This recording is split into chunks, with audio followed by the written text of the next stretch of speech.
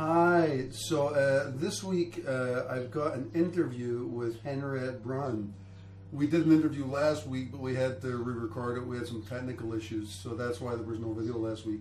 But this week we got a good video. Henriette recently did a couple of months in Peru, doing some deep ayahuasca journeying, as well as some Sanango dietas. So she's got a lot of insight into sorcery, magic, healing, and various other things. So I hope you enjoy the interview. As usual, I'd like to thank my patrons, David Lodge, Paul Bureau, Maris Picholo, Ludwig Alb, Ranasan, and Kirsten Vernecke. Thanks very much for your help. Please like, subscribe, and comment. One of the good things about this channel is we get lots of interesting comments. We also have a Facebook page. It's Facebook. Well, it's a group. It's not a page. It's Ayahuasca Magic. We've got about 50 members and quite active conversations, which can be very helpful, especially if you're having problems with various types of spiritual issues. Some really smart people on there. So come and join us if you would like. Enjoy the video. Ciao. Say ciao. Ciao. Ciao.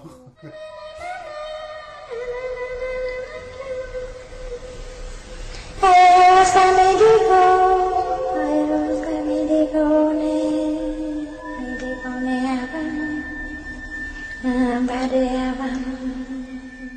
It's just trying to center the mind and get rid of all illusions, which is kind of the Buddhist thing. Because, you know, a lot of these guys, like the Buddha was saying, cities, like special powers, it's all an illusion. It's just to keep you trapped in the Maya, you know? And what you really need to be doing is trying to eliminate these things rather than trying to buy into them. So it might help you out, but you're actually just buying into something which maybe is kind of bullshit, maybe. I don't know. Listen, I love the idea too, you know? It's fucking great. Give me $1 million. I'm listening to Osho every night, and he says the same thing, you know, like, or somebody said, if you see a Buddha in your vision, just kill it. Yeah. And then everything that is not in the here and in the now, it's just an illusion. It's exactly what you are saying. Yeah. So I don't know. We are making contract. Yeah, like we have no idea what we are doing. Like we just meditate, and then we see visions, and then we drink ayahuasca, and then we see visions, and we have no idea what's going on. Like, is it is it your imagination? We tie it into like our own culture. Okay, it's the Angel Gabriel, it's yoga, whatever it might be. But the truth is, you know, like one time, I think I told you this, is one time I asked ayahuasca, do spirit guides exist? And like this spirit guide came, and it looked like my daughter. But it had like zebra striped skin, and it was half pixie, half zebra, and half my daughter. And I'm like, wow, it's amazing, it's my spirit guide. And I was like, ayahuasca, you know, it's kind of weird. It looks like my daughter. And ayahuasca was like, well, it's just presented itself this way so that you're comfortable, you know, like your daughter. I'm like, well, can I see what it really looks like? And it was like, okay. And it changed into something I can't describe. It was like some kind of alien. It was like, I can't even describe it. It had like all these angles, and I couldn't describe it, but that's what it was actually, you know? Yeah. No. So we don't actually know what we're doing, you know? It's like we're getting spoofed, you know? Yeah, no, the thing is I asked ayahuasca to show me herself, and you know what she told me? She actually asked me, what form and shape would you like me to take? Yeah, you know? And, you know, that just gave me all the answers, and I, like, you know, what Angel Gabriel told me is that, like, the reason why he's putting at that yogic position so that I can relate to him. Yeah. Because, like, if you think about it, in the other world, in the other dimensions, there is no shape and there is no forms. Like, they can just put on anything, basically. Sure. And, is it an angel or is it a devil? Like, does it have good intentions or it doesn't? Like, you know, like, how do you know, apart from seeing golden lights and shining lights? Like, is it real or is it, again, the devil putting on a shape or, like, a form or light? Yeah. You know, it's difficult to know. And plus, even just saying, is it light or is it the devil? We're still, even at that level, we're putting it in a disguise which still is human. You know, even that's not accurate enough. You see, what I think is, it's like, I think everything that the Bible says and everything that Buddhism says, all this stuff is wrong. I don't know what's right, but I think what's right is something more like, it's like we're in like this big, I don't think it's spirits. I think it's technology. You know, it's something technological, and I think what happens is it's so much more advanced than we are that it can't show itself to us because we will shit our pants. Right? And so what happens is all these myths are completely wrong. But you know, that's all we've got. But what it is really is something much bigger. I think it's something much more like the Matrix, but I think the Matrix was sort of, it feels evil, but I don't think it's necessarily evil. I think there's a good side to it, I don't think it's good or bad. I think even the concepts of good and bad don't relate to what it actually is. That's just the only way we can understand it, you know?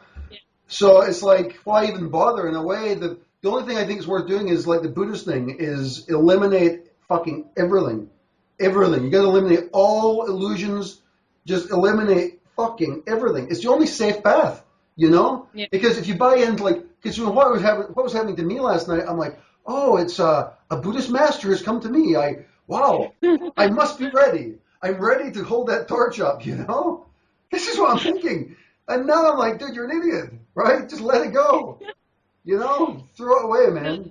Very interesting what you're saying, and I agree with you. Also, I had many ceremonies about when I feel like my spirit leaves my body and I'm in the middle of nothing, and I see nothing, and I hear nothing, and it's not dark and it's not light, it's just absolutely nothing, and I'm nothing. And I keep telling people that, you know, when I leave my body, I'm nothing, and there's nothing inside, and it's emptiness. And then they're like, oh, you don't see the light? Oh, there must be something wrong with you. Right, you know. And I'm like, you don't see golden light? I was like, no, I don't see golden light. I don't see darkness. I just see nothing.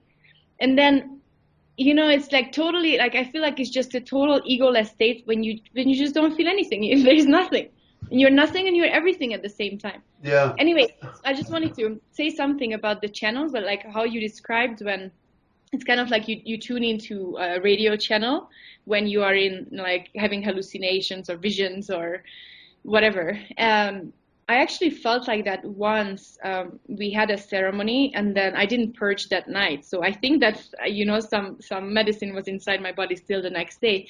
And I went to sleep and I did a mistake. I started meditating and I brought up all the energy and I focused it to my third eye. And it was just like, what happened was absolutely crazy. I got so scared, actually. Really? So this was by accident in your sleep or like meditating? It was a meditating state and before sleep. So okay. It was like I was even, because I was lying down, and when I meditate, I'm in a meditative state. But somehow, like when I'm lying down, I kind of like move into the other side of almost asleep, but not yet. And I tuned into like a Hungarian radio channel, and I could hear words in Hungarian in my head. And I was like, but it was something like, you know, like a satellite, like as if, you know, those Hungarians were in space and they were like talking walkie-talkie or something. Yeah. And it was going on for a long time, and I was like, what's going on? And I was almost half asleep, and I was like, okay, I'm just gonna go to sleep. And then, so I had an out-of-body experience in my sleep, in my half sleep, yes. And I saw a bunch of spirits having exactly the same face. They had this like Chinese Aboriginal face. Yeah. And there were like 20 men, short, with Chinese, looking men, same exact face. And they were telling me, Señorita Brown, can you please come outside? Wow. And my soul was in the middle of the exact same temple where I was sleeping. And outside there were the spirits, and I looked at my... Uh-oh. I think we lost the connection. Oops. Oh, you're back. What was the last thing you heard? So you were saying they said, Señorita, come with us outside. Yes, so, and then I saw them waiting for me, and I saw my human body, you know, like sitting in an upright position and like kind of like looking so scared.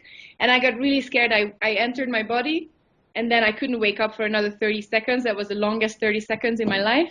And when I finally woke up, I grabbed all my stuff and I ran to the other temple where there were two guys sleeping because they were also scared to sleep separately, so they were sleeping alone. And I just went there and I was like, please.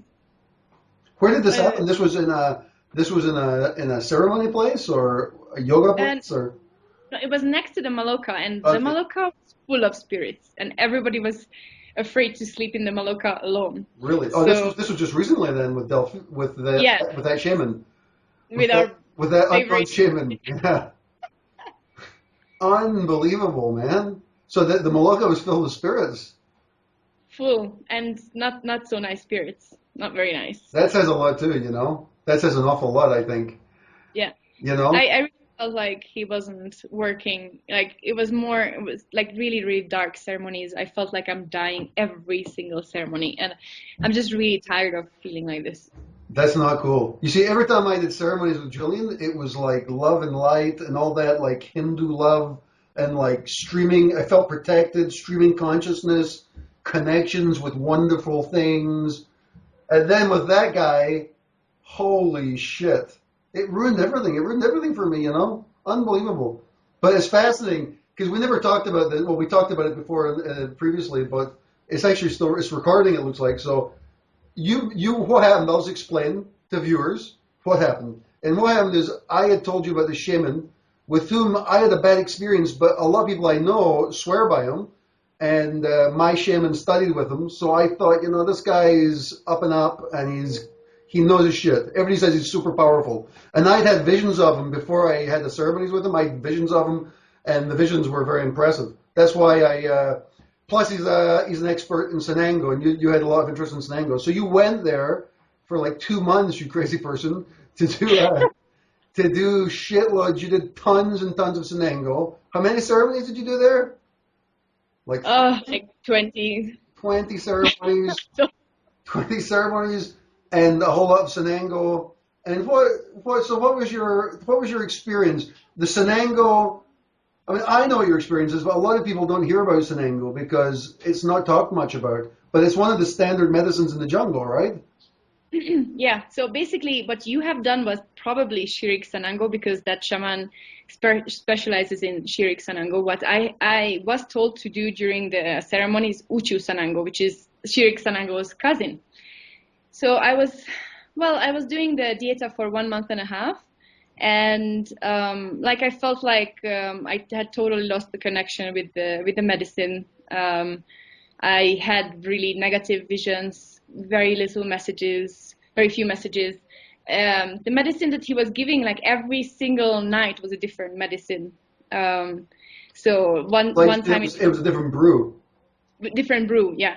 I mean, one time it was like a tea-like brew, and then the next day it was chocolate milk, and then the third day it was extremely thick.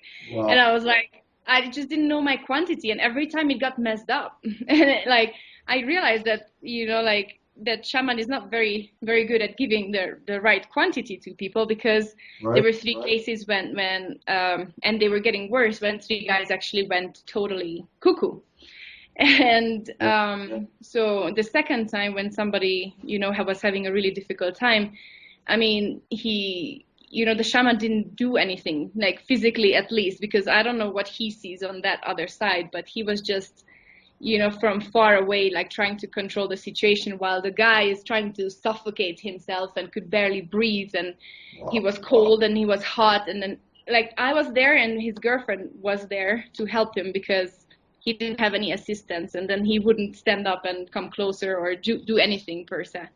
And, you know, during that time, he was actually busy with the shaman was busy with his girlfriend, helping her out. And because her tummy was apparently hurting while this guy is literally dying because he was suffocating himself and he couldn't breathe as well. So, you know, and this was the second time somebody felt so bad and he wasn't really there to help out. And that was the time when I started to lose faith and trust in him.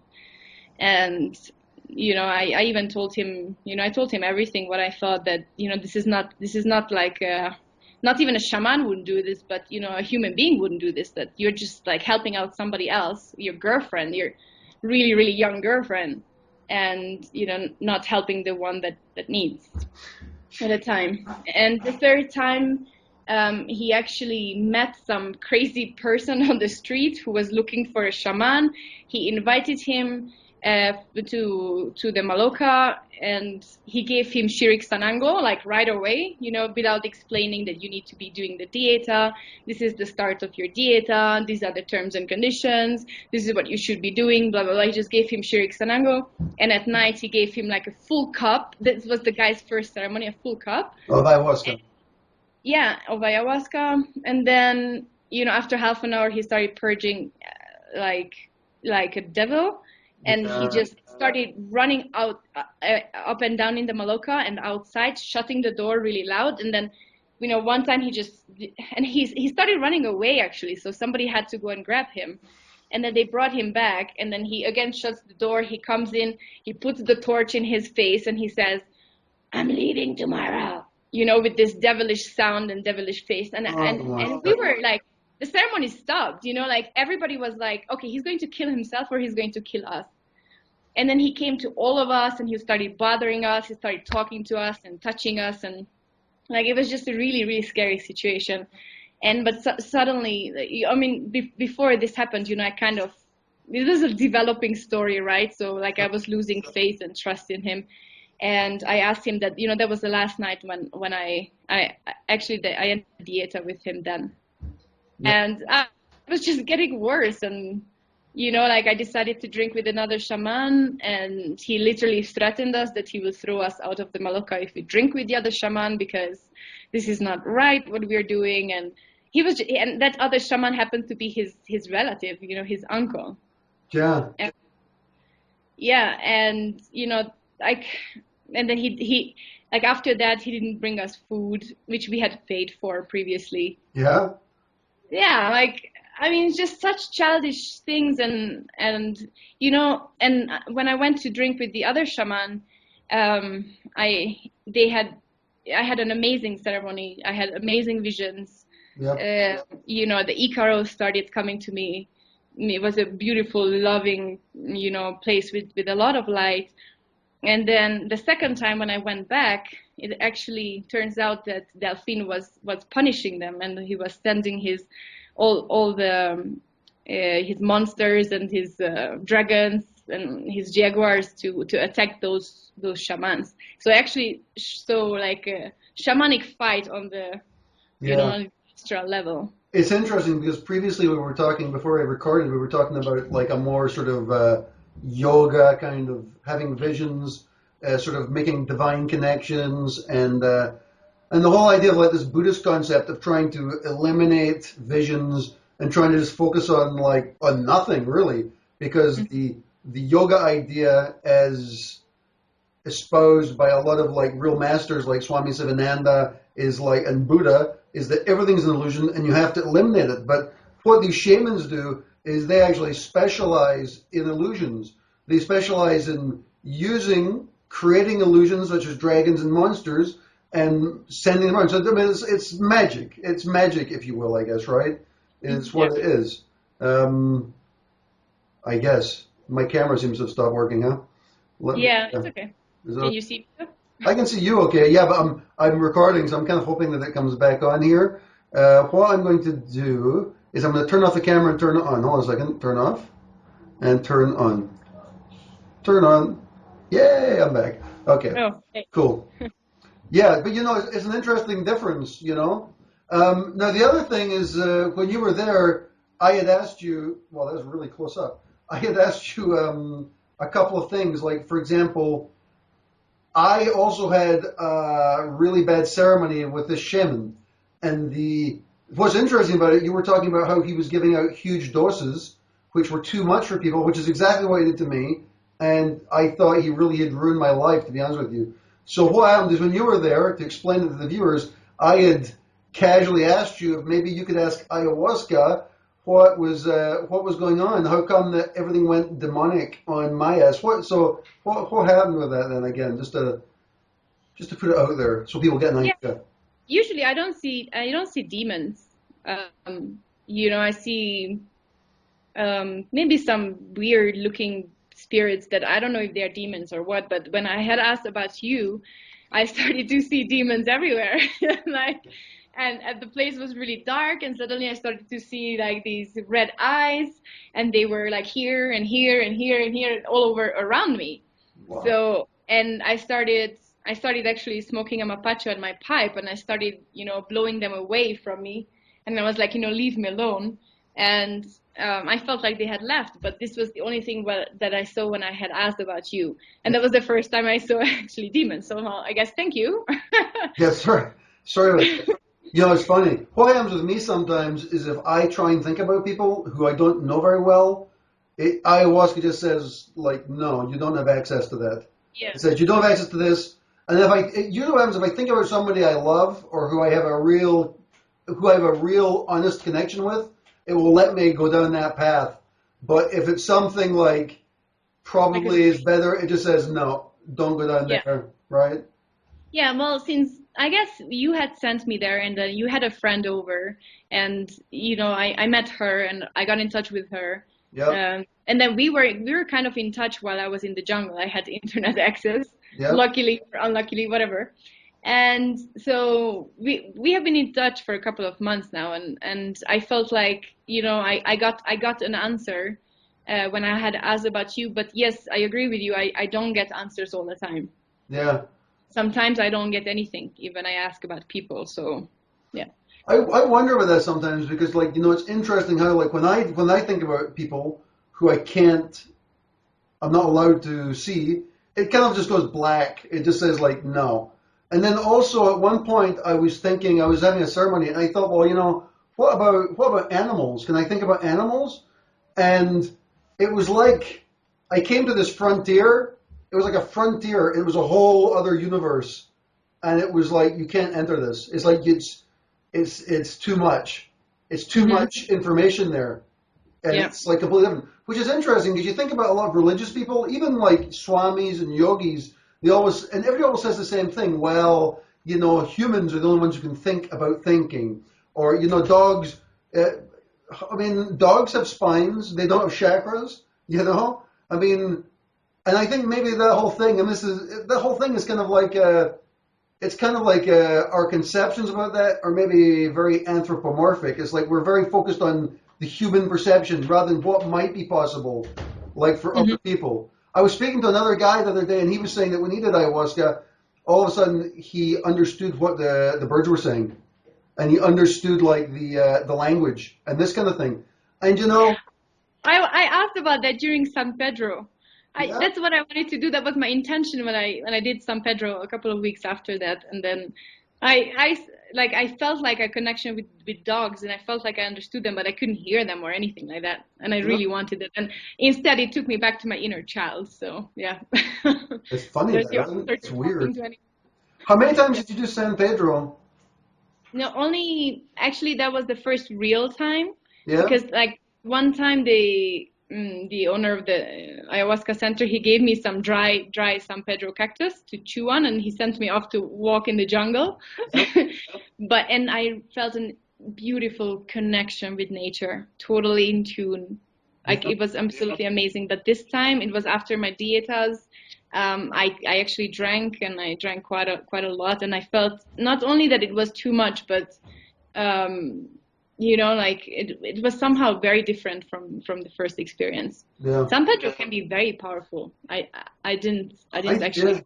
I think it's so different than ayahuasca. I mean, it's such a different vibe. But when I did it, I was like, it's almost more powerful, and in its own way. It's like it's like it was like I had the experience like we cooked it ourselves, and it was. Well, I'm not going to say it because, fuck it.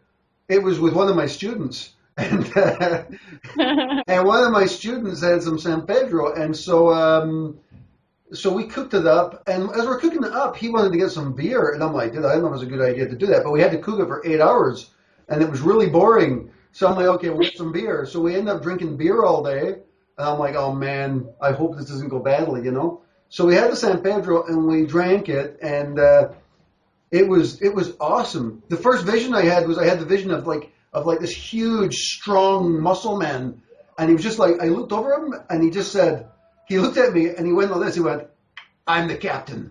Like, I'm the captain. And I'm like, this is going to be a good night. This is going to be great. I'm with the captain. And so, it was a beautiful night. It was just really cool. But later on, like after about 6 hours, I was getting really tired of just constant visions. And I thought, I'm going to go to sleep. So I went into this dark room and I closed my eyes, and it was like full on ayahuasca visions. But they were much more clear. Like, ayahuasca is very dreamy. It's a very sort of dreamy experience. And with the San Pedro, it was like crystal clear. I could see everything. A lot of stuff which you might see in ayahuasca, like, this is a world of mystery. I lost the video. Oh, a second. It was saying, like, this is a world of mystery. With, like, San Pedro, it was like, this is exactly what it is. And here are the players. And these are their personalities. And I was like, wow. I had that in ayahuasca, and I had that with San Pedro, but in a different way. And it was funny how you're comparing the visions, because actually I tried mushrooms once, and I saw exactly the same thing what I saw in San Pedro. That really? Everything is like how the clouds were moving, and actually the mountains were moving. Actually, that everything is an illusion. Yeah. And it was a really scary moment. I was like, no, I like my illusion. Like, leave my illusion like here, because I want to be here. I don't want to fly away to some other. Like, it was just too much, like too many visions and too many thoughts, and it was very extremely powerful. What do you think the role of, or what role generally, and for you, does thought control play? Do you practice like thought control? You meditate. Do you practice like really strict thought control, or no? Or no. I set my intention and I give myself completely to the medicine. Oh yeah, Not in ceremony, but like in your meditation practice. Do you control thoughts during that, or no? No, you can't control thoughts. The only thing you can control is you can do is accept. Direct them.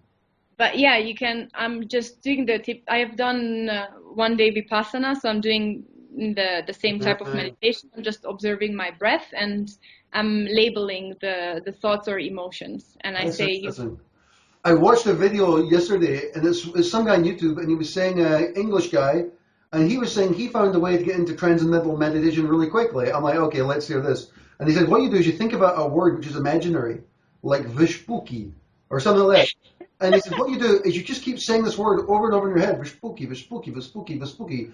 And whatever it is, and he says, because what happens is you jam your thoughts with that idea. And because it's not a real word, it has no images associated with it.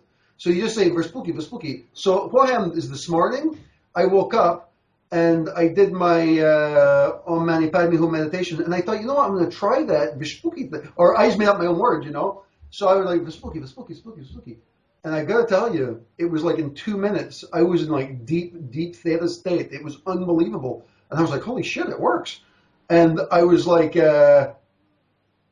it's very interesting. One of the things, the reason I bring up thought control is because I just finished a book by Swami Sivananda called Thought Control. And it's got a whole bunch of techniques about how to refine thoughts. Maybe it's not possible, like you're saying, maybe it's not possible to control, but it's possible maybe to identify and redirect. Because like, I don't know about you, but I got like lots of bad habits. The one I always talk about is coffee, but there's plenty more. I just use coffee as a umbrella term for lots of bad habits I might have. But for me, like being able to identify those habits or addictions, like as they come along, because sometimes like you get triggered by stuff. You get triggered by things which come along and suggest stuff to you. The other day I was walking, I can't remember where I was. I was not hungry at all. I felt great. I was walking along, and I was at school. I was walking along in town, and suddenly I smelled pizza. I was not hungry. I was not hungry in any way, but I smelled pizza, and I was like, oh, I gotta get a slice of pizza. But I recognized it, and I was like, that's unbelievable. Look at that. I got some kind of like sensory thought form, which has triggered an action, but I was able to see it and eliminate it. But a lot of these people seem to say that thought forms are that's what we've got to become experts at, is that, because you know what happens in ayahuasca or whatever is illusions or thought forms. They're fancy thought forms, maybe. So maybe what we have to do, I lost video again. What I'm saying is I guess this is my thing, is like, can we do that? So that's why I was asking. So you don't do that, I guess. Well, I'm not an expert, and I just recently started meditating in the jungle too.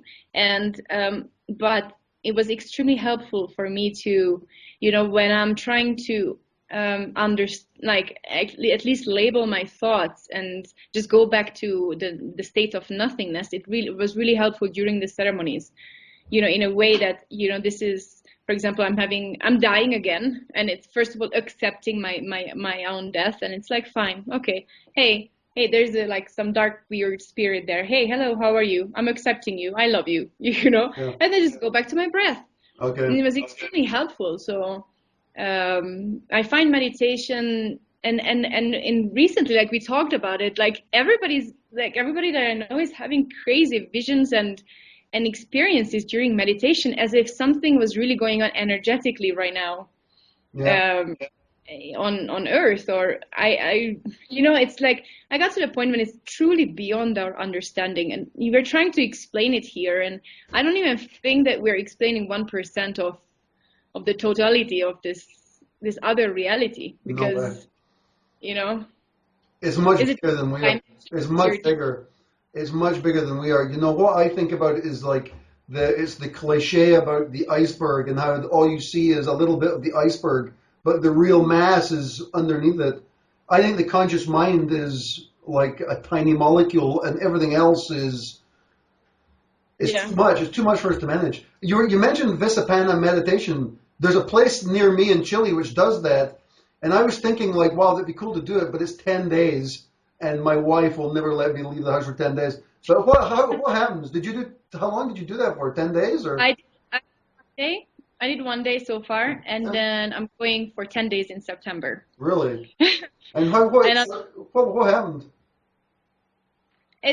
That's what I told you. You sit down in Padmasana, or the type of Vipassana that they do in Hungary. It's different. It's actually, you sit on a cushion, and you have to make sure that your knees are on the floor for some reason. Yeah. And with a straight back, just put your hands on your knees, close your eyes, bring up the energy, relax all your body, and just focus on the movement of the breath movement of your stomach, basically. So that's all the job that you have to give to the monkey mind.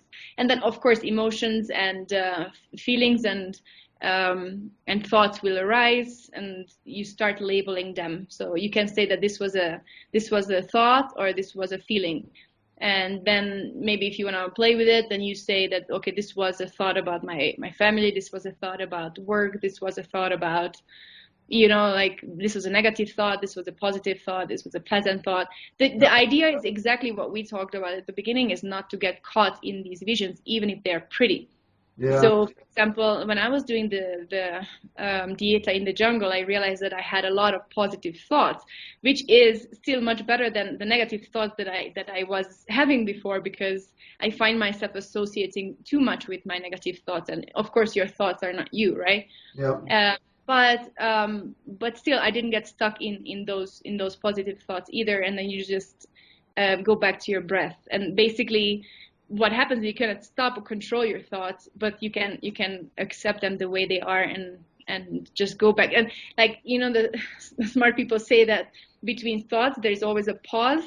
Yeah. So you go back to this pause, and then eventually, when you meditate a lot, then this pause can extend and expand, and you might experience. And this I heard some of these things similar to that. They were saying the same thing with the breath. It's not the breath that's important, it's the space between the breaths that's important. Well, what you're doing basically is you're giving job to your monkey mind, right? While you're observing something. Otherwise, you wouldn't be observing anything. Yeah, exactly. Right. And I was gonna say something. Have you had any experiences a lot of people try and do this manifestation stuff, and what's happened with me recently is I find if I just breathe correctly, stuff manifests. It's usually I'll be thinking, geez, I need to get something like I need to get some money, for example, and I'll be like, okay, and I'll just really focus in the breath. I can like 2 or 3 times, and I can just get into the zone. And I swear to God, in 30 minutes, there's like a job. I get a phone call. It's weird, you know. Um, this happened. I was saying Yeah. I just got this job offer in Canada, and that's what happened. You know, I was sitting there and I was thinking, I've been getting a lot of work in, and I was thinking about Sai Baba, and I was like, Sai Baba, sort of casually, like, it's been really great. I've been getting a lot of work in, but I think something needs to change in my life, because I'm always working, and I just need something like definitively different. And I breathed, and I forgot about it. And I swear to God to you, an hour later I get into my computer, and I had a message from this big company, like, we want to speak to you. I'm like, what is going on? Do you have like manifestation stuff like that, or? Yeah, I do. I got a lot of money and I lost it already. That's Oops. my manifestation power right there. I'm Yeah. so broken. But you enjoyed some of it. You enjoyed it. You had 2 months in the jungle, and you. It didn't cost that much. Nah, it's cheap there, right? The only good thing about Delphine that I managed to negotiate a really good price that many people don't know about. So Yeah. How much was it? Did you get it for? Just so people know. It's just so people know they can talk them down. I think don't go there. Are you Yeah, crazy? don't go there, right? Don't go. No, he needs to pay you for you to go there. Yeah. No, thanks. It was I'm like not. $400 for a month and a half. 400? Yeah. No, maybe Wow. five. Maybe five because I'm. No, hold on. Five. I know I paid like $600. Sorry for a month and a half. That's really cheap. Wow. Yeah. That's amazing. That's It's amazing. a but anyway. Amazing. Wow. But you You know, had. just one thing. Yeah.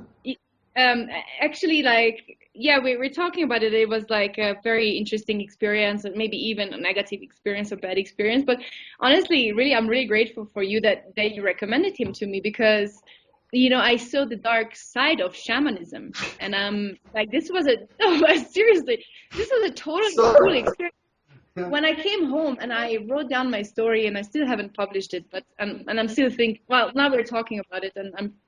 You will put it on YouTube, so I guess I should publish mine too. But Sure. as I was writing it down, I realized that how grave or how serious the issue was, and I might even have been in physical danger with him.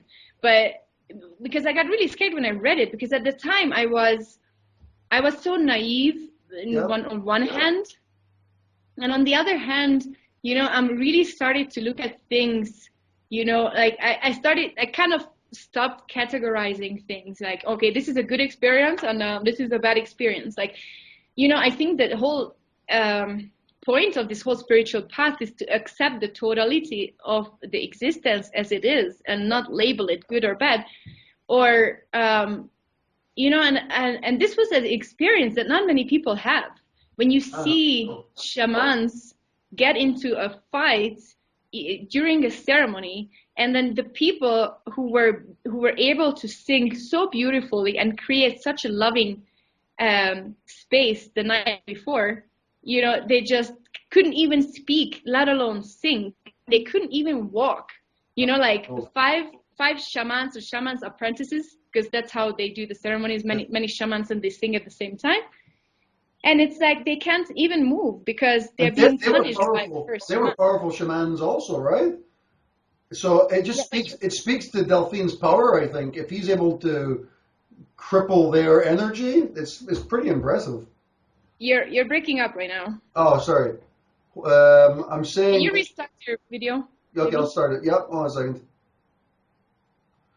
Dut, dut, dut, dut. Yeah, better. I can hear you now. You hear me?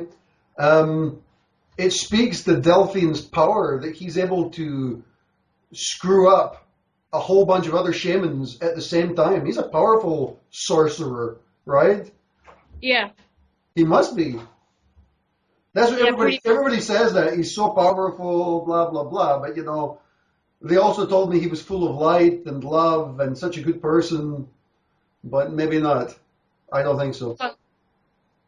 Honestly, I went for healing. I didn't go for like, yes, I wanted to learn, a lot about how Shipibo shamans do their work and do their ceremonies, and possibly I would have liked the Icaros to start coming to me in the Shipibo language, and like learn maybe Shipibo, and but healing was my first intention. Sure. And I know that this is a process, and maybe I might not be, and the medicine is still working in my body.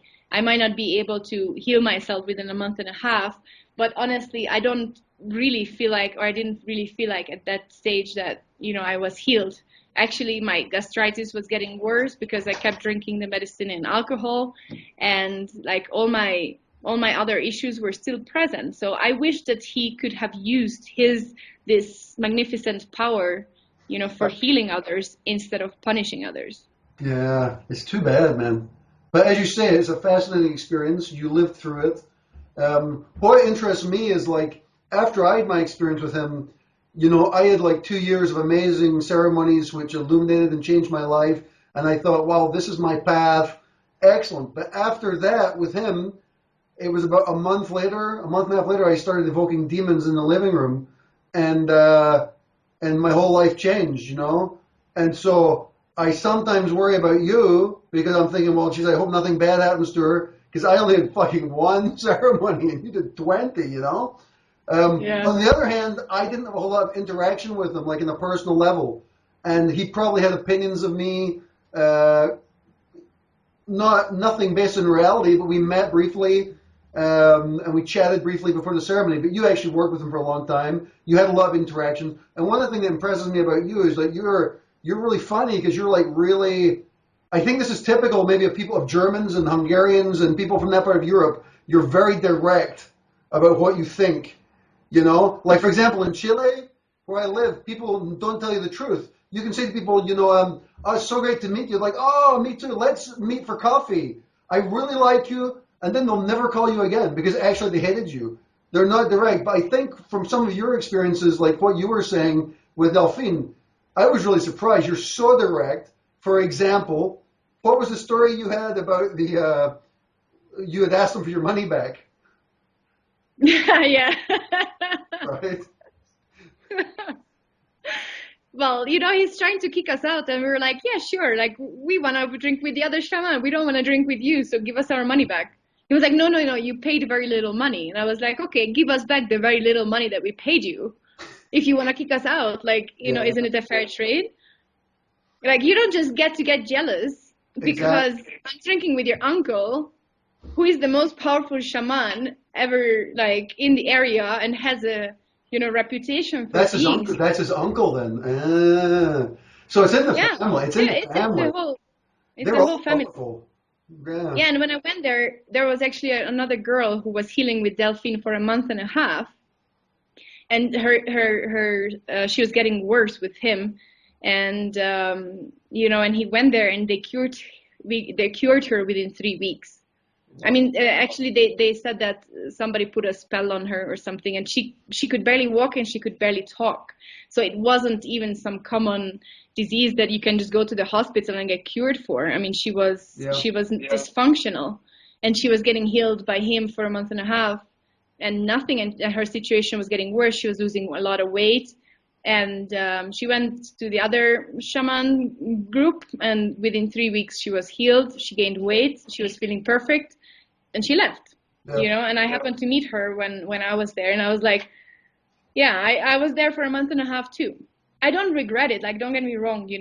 I felt like the Uchu Sanango was very happy with my dieta, and I tried to do it, the best, with the best intentions I could, and, try not to break my dieta, have salt, sugar, or oil and stuff like that. And the funny thing is, that night when I saw the other shamans being punished, actually I felt like Uchu Sanango, my own dieta that I did with Delphine, was protecting me, and he just put me in a protective light.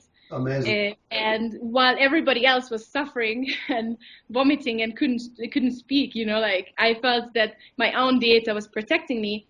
And after this, the last day when I was there, Delphine told me that he started doing the Uchu Sanango dieta because I guess he saw how powerful that dieta is spiritually. Yeah, it's amazing. Yeah. Anyway, I got to go right now. I mean, Oh, I don't know yeah. how Oh, long good. we've Yes, been it's a talking. long chat. I had some other things to talk about. We'll let it go because it is long. It's 45 minutes, I think, and that's perfect. And you've spoken about, and this is good because unlike the first time, you spoke most of the time. Yay! Yeah, Right? I tried to cut you off because you That's told good. me No, to just please do. stop. Please do. You have to because I'm Yeah, like so interested in my own story. You know. yeah.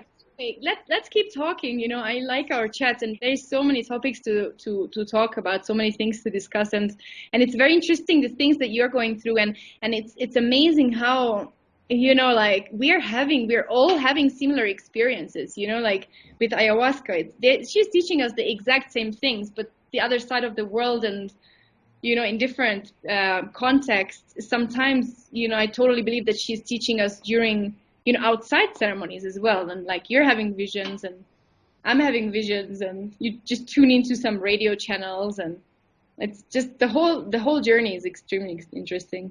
It's really good. Cool, Henriette. Have a great day. Yeah, we'll talk to you soon. Yeah. Okay. Ciao. Thanks a Yeah. lot. Take care. You Ciao. too.